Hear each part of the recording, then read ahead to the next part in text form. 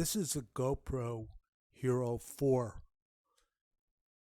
If you notice, it has a couple of nicks, like right there, but there's no scratches on the lens. It does not come with an SD card, but I'm going to show you some pictures of it. This is where the SD card goes, and this is where the USB cable plugs in. This is the USB type, which you may or not have depending on what kind of cables you have, but I'm including this with the camera. Normally everyone has a USB, right? The battery door works and the battery is good on it.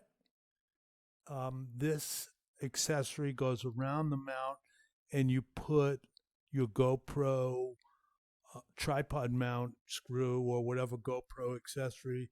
This mount here allows you to use the GoPro accessories for the camera. So this camera is pretty nice.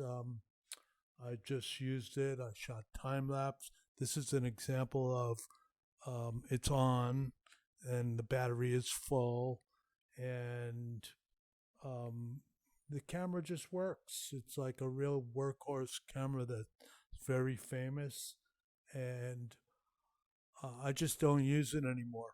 So have fun bidding.